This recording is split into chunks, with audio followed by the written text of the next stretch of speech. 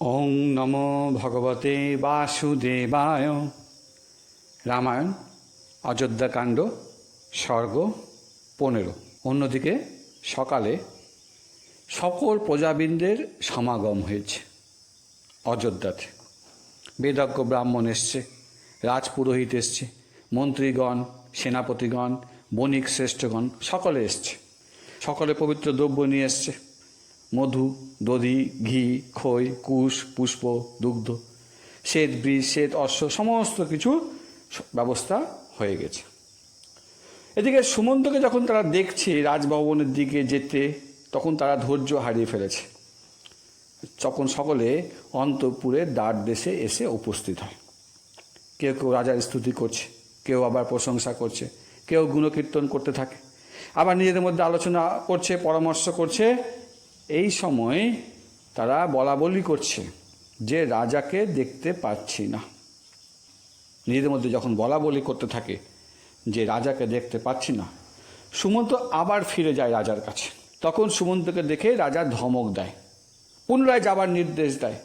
সুত সুমন্ত বলে তাকে সম্বোধন করে, বলছে তোমাকে তো বললাম শীঘ্রই রামকে নিয়ে এসো। সুমন্ত শ্রীরামের ভবনের দিকে এগিয়ে চললেন। পথে সকলে শ্রীরামের স্তুতি করছে, সুমন্ত শ্রবণ করলেন। কোটি কোটি মানুষের সমাগম তিনি দেখতে পেলেন। এরপর তিনি শ্রীরামের অন্তঃপুরে প্রবেশ করতে শুরু করলেন। কুবেরের ভবন সদৃশ্য তার অন্তঃপুর। অগ্রভাগে স্বর্ণময়, বহির্ভাগ মণির্ময়, চন্দন কাঠের ছাদ, পশুদের মূর্তি, শত্রুজয় নামক হস্তিকা দেখলেন। ভিতরে বহু রত্নের সমাহার। বিনা বাধাতে সুমন্ত শ্রীরামের অন্তঃপুরে প্রবেশ করলেন। রামায়ণ সর্গ 16। এখানে শ্রীরামের পিতার কাছে আগমন হবে।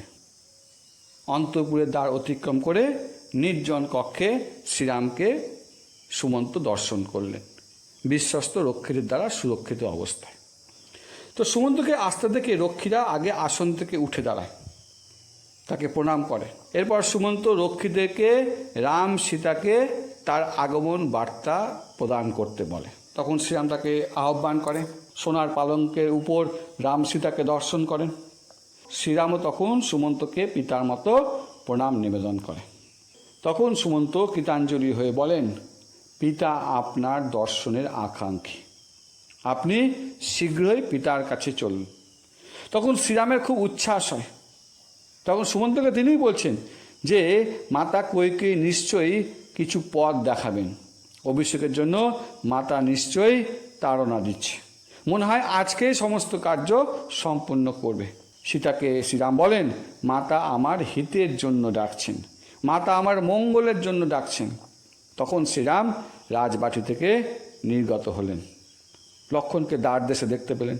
লক্ষ্মণ সর্বদাই দাদার সেবায় ব্যস্ত থাকে, উন্মুখ হয়ে থাকে। লক্ষ্মণ কৃতাঞ্জলি পুটে সেখানে দণ্ডায়মান ছিলেন।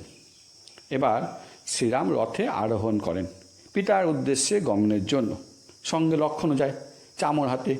শ্রীরামের রক্ষার উদ্দেশ্যে সবসময় তিনি পাশে থাকেন। এগিয়ে চললেন। পথে দেখলেন জনগণের তুমুল আনন্দ কোলাহল, নারীদের সমাবেশ, সুন্দর বস্ত্র পরিহিত। সেই সময় ওই সুন্দরীরা বন্দনা করছে, মা কৌশল্যা আজকে পূর্ণ আনন্দময়, তার মহতী তপস্যা সার্থক হয়েছে, তিনি হলেন পরম সৌভাগ্যবান। এবার তারা নিজেদের সম্বন্ধে বলছে যে রাম সর্বসম্পদের অধিকারী হবেন, ওনার রাজত্বে অপ্রিয় কিছু হবে না, কেউ দুঃখে থাকবে না, আমাদের জীবনও ধন্য হলো। পথে শ্রীরাম দেখলেন হস্তি, রথ, অশ্ব, জনসমাগম, রত্ন পরিপূর্ণ অসংখ্য বিপণী। তবে সাধারণ পোশাকে যেতে দেখে অনেকে কিন্তু একটু অবাক হলেন। অযোধ্যাকাণ্ড সর্গ 17। এখানে অযোধ্যাবাসীর শ্রীরামের মহিমা কীর্তন বর্ণনা করা হয়েছে। তো শ্রীরাম যখন গমন করছিলেন পিতার মহলের উদ্দেশ্যে, তখন তিনি পথে দেখছেন যে জনাকীর্ণ নগরী, সবদিকে ভক্তদের ভিড়, প্রজাবর্গের ভিড়, অগরু ও ধূপের গন্ধ তিনি পেলেন। রাজপথ সুসজ্জিত, দধি, আতপ, তণ্ডুল, খই, চন্দন, পুষ্পমাল্যে সুশোভিত। দেবালয়গুলিকে নতুন করে সাজানো হয়েছে। সকলে তখন শ্রীরামকে সম্মান প্রদর্শন করছে, বংশের মহিমা কীর্তন করছে, আবার নিজেদেরকেও সৌভাগ্য ভাবছে এবং তারা সকলেই অত্যন্ত আনন্দিত হয়ে আছে এবং সকলেই শ্রীরামের অনুগত ছিলেন, কারণ শ্রীরাম সকলের প্রতি কৃপা বা অনুগ্রহ প্রদর্শন করতেন। পিতার রাজভবনে এবার শ্রীরাম প্রবেশ করলেন। উচ্চ অট্টালিকা, রত্ন সমাহার, বিশাল বিশাল তার কক্ষ, 3টি প্রাসাদ প্রথমে অতিক্রম করলেন। তারপর একেবারে পিতার অন্দরমহলে প্রবেশ করলেন। 3টি প্রাসাদ রথে করে যান এবং 2টি প্রাসাদ পায়ে হেঁটে যান। পিতার নিকট পৌঁছালেন। ওদিকে জনগণ পুনরায় শ্রীরামের কক্ষ থেকে নির্গমনের জন্য অধীর অপেক্ষা করতে থাকে। কতটা অপেক্ষা? যে সমুদ্র যেমন জোয়ারের জন্য চন্দ্রের অপেক্ষা করে, ঠিক সেরকমই জনগণ শ্রীরামের প্রত্যাবর্তনের অপেক্ষা করছিলেন। রামায়ণ অযোধ্যাকাণ্ড সর্গ 18। এখানে কৈকেয়ীর নির্দেশ আলোচনা হবে। তো পিতাকে শুষ্ক মুখে মাতা কৈকেয়ীর সঙ্গে দেখলেন শ্রীরাম। অতি শোচনীয় অবস্থায় ভূমিতে পড়ে আছে, ভীত আছে, সিংহীর ভয়ে ভীত, এইরকম তাকে ভীতগ্রস্ত দেখলেন। শ্রীরাম সর্বপ্রথমে দুজনের শ্রীপাদপদ্মের বন্দনা করলেন। দশরথ তখন রাম ছাড়া আর কিছু বলতে অসমর্থ হলেন। শ্রীরাম তখন ব্যাকুল হয়ে আছে, আতঙ্কিত হয়ে আছে। কেন কেন আজকে আমাকে অভিনন্দন করছে না আমার পিতা? আমাকে দেখে কেন প্রসন্ন হচ্ছে না?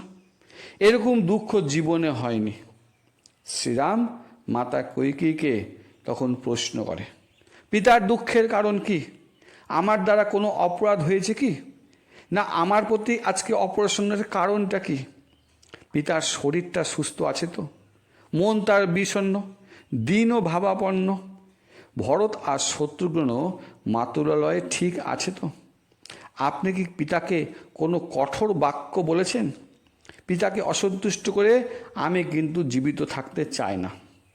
তখন লজ্জাহীনা কৈকেয়ী বলছে, রাজা ক্রুদ্ধ হয়নি, কোনো বিপদও আসেননি। পূর্বে তিনি আমাকে 2টি বর দিতে চেয়েছিলেন,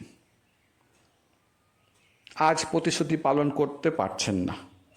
সত্যকে ত্যাগ করতে চাইছেন, তা পালন করতে হবে। তুমি পালনের কথা দিলে আমি বিস্তারিত বলতে পারি। মঙ্গল হোক অমঙ্গল হোক, তা পালন করার দায়িত্ব তোমাকে নিতে হবে, দ্বিধাগ্রস্ত হলে হবে না। শ্রীরাম তখন সম্মতি প্রদান করছেন, বলছে রাজার নির্দেশ সর্বোপরি, পিতার নির্দেশ সর্বযোগ্য, গুরুর আদেশ সর্বদাই মান্য। অর্থাৎ দশরথ একদিকে তার পিতা, অন্যদিকে রাজা, অন্যদিকে গুরুদেব। তখন কৈকেয়ী বলছে, ভরতের রাজ্য অভিষেক হবে এবং তোমাকে দণ্ডকারণ্যে বনবাসে যেতে হবে, আজকেই যেতে হবে। বরদানের কারণে তিনি কিন্তু এই কথাটা এখন ছোট করে বললেন, বিস্তারিত কিন্তু এবার আর বললেন না। তুমি পিতার প্রতিশ্রুতি রক্ষা করো, 14 বছর প্রতিশ্রুতি পালন করো। কৈকেয়ীর কথা শুনে শ্রীরামের মুখমণ্ডলে কোনো পরিবর্তন হলো না, শোকগ্রস্ত হলেন না, মুখে হাসি থেকে গেল, মুখের মধ্যে কোনো ক্ষোভের প্রকাশ হলো না। অযোধ্যাকাণ্ড সর্গ 19। শ্রীরাম এখানে মাতাকে উত্তর দিবে। ব্যথিত না হয়ে শ্রীরাম তখন বলছে, প্রতিজ্ঞা পালনের জন্য আমি সর্বদা তৎপর। জটাবলকল ধারণপূর্বক আমি আজকেই বনবাসে যাব, শীঘ্রই যাব। পিতৃ মাতৃ আদেশ পালনকারী পুত্র অতি ভাগ্যবান হয়ে থাকে। তবে দুঃখ একটাই, রাজা স্বয়ং কেন আমাকে বলল না? রাজার জন্য আমি ভরতকে সব কিছু দিতে পারি, এমনকি সীতাকেও দিয়ে দিতে পারি। আজই ভরতকে আনা হোক, আমি আজই 14 বছরের জন্য বনবাস চলে যাব। পিতামাতাকে সন্তুষ্টকারী পুত্র কেউ জগতে বিরল। কৈকেয়ী এবার হৃষ্টচিত্তে উত্তর দেয়, আজকেই দুধ পাঠানো হবে এবং রামের প্রশংসা করছে। তোমার শীঘ্রই বনে চলে যাওয়া উচিত, বাবাকেও বুঝিয়ে যাও, তোমার না যাওয়া পর্যন্ত তোমার পিতা স্নান খাওয়া করবে না। কৈকেয়ীর কথায় দশরথ তখন মূর্ছিত হয়ে পড়ে। তখন শ্রীরাম বলছেন, আপনি পিতাকে না বলে আমাকে বললেও হতো। বনে গেলে তো সাধুসঙ্গ হবে, আমার কল্যাণ হবে, এটা তো আমার কাছে সুবর্ণ সুযোগ। তবে যাবার আগে আমার সীতার অনুমতি নিতে হবে। আমি মহারণ্যে চলে যাব। আপনি ভরতের বিষয়ে যত্ন নেন। আপনি বলেছেন এটাই আমার জন্য যথেষ্ট। এরপর শ্রীরাম প্রাসাদ থেকে নির্গত হলেন, পিতামাতাকে প্রণাম করলেন, প্রদক্ষিত হলেন এবং যখন তিনি বেরাচ্ছেন বাইরে ক্রুদ্ধ লক্ষ্মণকে দর্শন করলেন। লক্ষ্মণ শ্রীরামকে অনুসরণ করতে থাকে। নিজের সুহৃদদের দর্শন করলেন। যখন বেরাচ্ছেন শ্রীরাম, তখন দশরথ পুত্রকে আলিঙ্গন করেন। মণিহারা ফণির মতো না যাবার প্রার্থনা করতে থাকে। তবুও শ্রীরাম কিন্তু এমন অবস্থাতেও মাতার মধ্যে কোনো দোষ পেলেন না। পথের মধ্যে মনের দুঃখ দমন করেন। কেউ কোনো বিকার দেখতে পেলেন না। আত্মস্বজনদের প্রাণ সংকটের আশঙ্কায় থাকেন তিনি, বিদ্রোহের একটা আশঙ্কা আছে। তখন তিনি কি করেন, রাজছত্র ধারণ করতে বারণ করেন এবং এই সময় তার সৌন্দর্যে কোনো ছাপ কিন্তু পড়েনি। এরপর শ্রীরাম মাতৃকক্ষে প্রবেশ করে, দাদা রামকে অনুসরণ করতে থাকে। জনগণ কিছু বুঝতে পারল না, কারণ শ্রীরাম তার স্বভাব পরিবর্তন করেনি। তখন শ্রীরাম তাড়াতাড়ি গমন করতে থাকে, কারণ যত থাকবে কথা বাড়বে, পিতা কষ্ট পাবে, মা কটু কথা শোনাতে পারে পিতাকে, এই সব বলে ভেবে তিনি দ্রুত সেখান থেকে বেরিয়ে গেলেন। অযোধ্যাকাণ্ড সর্গ 20। তো রাজা দশরথের কক্ষ থেকে শ্রীরাম যখনই বেরিয়ে গেলেন, তখন কৈকেয়ীর অন্তঃপুরে তীব্র আর্তনাদের ধ্বনি শোনা যেতে লাগলো। ওদিকে দশরথ মূর্ছিত হয়েছে। তারা তখন নিজেদেরকে যন্ত্রণাদায়ক কথা বলছে যে রাম বনবাসে যাচ্ছে।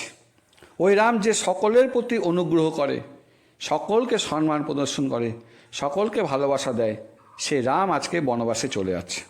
ওই রাম যে সকলের প্রতি অনুগ্রহ প্রকাশ করেছেন, কৃপা করেছেন, ভালোবাসা প্রদর্শন করেছেন, সেই রাম আজকে বনবাসে চলে যাচ্ছে। এটা একমাত্র মহারাজের নির্বুদ্ধিতার জন্য হচ্ছে। সকলে তখন দশরথের উপর ক্ষোভ প্রকাশ করছে, দোষ দিচ্ছে যে দশরথ এখন নারীর বশীভূত হয়ে গেছে। তখন শ্রীরাম মাতা কৌশল্যার অন্তঃপুরে প্রবেশ করে। দ্বার রক্ষকদের জয়ধ্বনি, ব্রাহ্মণদের দর্শন করলেন, বৃদ্ধ শুদ্ধ ভক্তদের দর্শন করলেন। দেখছেন তার মা বিষ্ণুর পূজায় ব্যস্ত আছে, অগ্নিতে আহুতি প্রদান করছে। তো পুত্রকে আসতে দেখে কৌশল্যা তখন পুত্রের দিকে ধাবিত হয়। শ্রীরাম মায়ের চরণ স্পর্শ করে, মা শ্রীরামের মাথায় চুম্বন প্রদান করেন। এরপর মাতা কৌশল্যা তাকে আশীর্বাদ দিচ্ছে, তুমি আয়ু ধর্ম যশ লাভ করো। পিতার আশীর্বাদ নেবার নির্দেশ দিচ্ছে, পিতার কাছে আশীর্বাদ নিয়ে এসো। তো রাম তখন বক্তব্য দিচ্ছে, আমি অরণ্যে বাস করব। পিতা আমাকে বনরাজ্য প্রদান করেছে, ভরতকে যৌবরাজ্য দান করেছে। যদিও তা সীতা ও লক্ষ্মণের জন্য দুঃখজনক, কিন্তু মুনিদের মতো আমি এখন আমিষ আহার ত্যাগ করে কন্দমূল ও ফলাহার জীবন অনুশীলন করব। আমাকে যাবার অনুমতি দাও। কৌশল্যা শ্রীরামের কথা শুনে ভূমিতে পতিত হয়। কেমন করে পতিত হয় না, কুঠোর দিয়ে গাছের ডাল কাটলে সেই ডাল যেমন মাটিতে পতিত হয়, সেরকম কৌশল্যাও ভূমিতে পতিত হয়। শ্রীরাম তখন মাকে উঠান, পরিষ্কার করে। মাতা কৌশল্যা তখন বক্তব্য, অপরাধ কি? তখন তিনি সীমাহীন বিষাদগ্রস্ত থরথর করে কাঁপতে থাকে। মাতা কৌশল্যার বক্তব্য, সন্তানহীনা নারীর থেকে আজকে বেশি কষ্ট পেলাম। আমার মৃত্যু নিশ্চিন্ত, আমার স্থান কৈকেয়ী দাসীর নিচে হবে।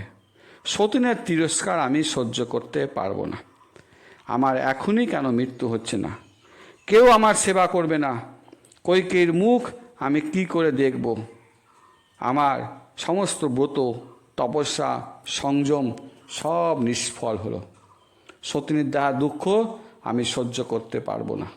যদি ইচ্ছা মৃত্যু থাকতো তবে এখনই প্রাণ ত্যাগ করতাম। ডালে বসে ওই ডালকেই কাটলো কইকেই। আমি তো ভাবতাম তোমাকে খুব ভালোবাসে। আমার হৃদয় অনেক কঠিন, সেজন্য আমার হৃদয় এখন বিদীর্ণ হচ্ছে না। কেন যে আমার মরণ আসছে না। আমি এখন তোমার অনুসরণ করব। তোমার দ্বিজত্ব প্রাপ্তি 17 বছর হয়ে গেল। তোমার সাধনা সম্পূর্ণ হওয়ার সময় পুরস্কারের বদলে রাজা আজকে তোমাকে তিরস্কৃত করেছে। এইভাবে কৌশল্যা মাতা বারে বারে বিলাপ করতে থাকে। ওই সময় অযোধ্যাবাসী বলছে, নিজেদের মধ্যে আলোচনা করছে যে আজকে যে রাত্রি সেটা চন্দ্রহীন হয়ে গেল, কালকের দিন সূর্য ছাড়া হবে এবং আমাদের যে দেহ সেটা প্রাণ ছাড়া হয়ে গেল। জনগণ তখন বিষাদ সাগরে নিমজ্জিত হলো। রামায়ণ অযোধ্যাকাণ্ড সর্গ 21। তো দুঃখিত লক্ষণ এবার বক্তব্য দিচ্ছে, আমি এই নির্দেশ মানছি না। রাজা কামার্ত, রাম নির্দোষ। শ্রীরাম কেন? শ্রীরামের কোনো অপরাধ নেই, ওটা অধার্মিক কাজ করেছে, পুত্রকে অকারণে ত্যাগ করল। রাজধর্মই সর্বশ্রেষ্ঠ, অযোধ্যাতেই থাকো, আমি সর্বদা তোমার পাশে আছি। তোমার প্রাপ্য বিষয় অন্যকে দান করছে, পূর্বপুরুষদের প্রাপ্ত রাজ্য অযোগ্য প্রাপ্যে দান করছে, এই দানের তার কোনো অধিকার নেই। আমার সাহায্যে রাজ্য শাসনভার গ্রহণ করো, আমি যমকেও ভয় করি না। অযোধ্যাকে মানুষহীন করে দিব যদি বিরোধিতা করে। পিতা ও গুরু বিপদগামী হলে তাদেরকে ত্যাগ করা উচিত। প্রয়োজনে শাসন করব, আমি সদা সর্বদা দাদার সাথে আছি। দরকারে বৃদ্ধ পিতাকে হত্যা করব, কইকেতে আসক্ত আছে ওকে হত্যা করতে আমি একবারও দ্বিধা করব না, অথবা বন্দি করব। তখন শ্রীরাম বলছে, পিতা আজ্ঞা লঙ্ঘনের শক্তি আমার নেই। ঋষিকুণ্ড অধর্ম জেনেও পিতার আদেশে গো হত্যা করে। পরশুরাম নিজের মাতা রেণুকাকে পিতার আদেশে হত্যা করেছিল। আমি পূর্বদের পথই অনুসরণ করতে চাই। মাতা পিতা ব্রাহ্মণের বাক্য অমান্য করাই অধর্ম। তুমি অনার্য বুদ্ধি ত্যাগ করো, উগ্রতা অবলম্বন করবে না, তুমি সরল হও, শান্ত হও। রাজার আদেশ আমাদেরকে মান্যতা দিতেই হবে, সবই পূর্বকৃত কর্মের ফল। তোমার পরাক্রম নিয়ে আমার কোনো সন্দেহ নেই, তবে গুরুজনদের বাক্য অমান্য করার শক্তি আমার নেই। শ্রীরামের বক্তব্য তখন মায়ের প্রতি, শোক করবেন না, শোককে জোর করে ধরে রাখুন, আমাকে বন যাবার অনুমতি দেন অথবা মৃত্যু।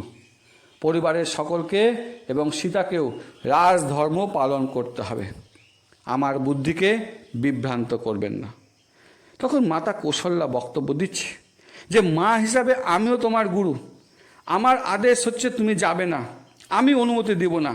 সন্তানই মায়ের জীবনের স্তম্ভ, যদি যেতেই হয় আমিও তোমার সাথে যাব। তখন শ্রীরাম বলছে মাকে, পিতা তোমারও স্বামী, তোমারও গুরু, তার দেখাশোনা করতে হবে, আমাকেও পিতার কথাই মানতে হবে। সবই আমাদের পূর্বকৃত কর্মের ফল, কিন্তু আজকে আমার পূর্ণ ফল শেষ হয়ে গেল। এবার ভাইকে বলছে, মাতা বৃদ্ধ, তাই অসম্ভব, বনে অনেক কষ্ট আছে, মাকে নিয়ে আমি বনে যেতে পারছি না। কেবলমাত্র সামান্য রাজ্যের কারণে আমি এই যশস্কর ধর্মকার্য থেকে পিছুপা হতে পারি না, আমি সম্মান হানি করতে পারি না। ভাইকে বুঝিয়ে শ্রীরাম মাকে প্রদক্ষিণ করলেন। হরে কৃষ্ণ। শিল প্রভুপাদ কি জয়।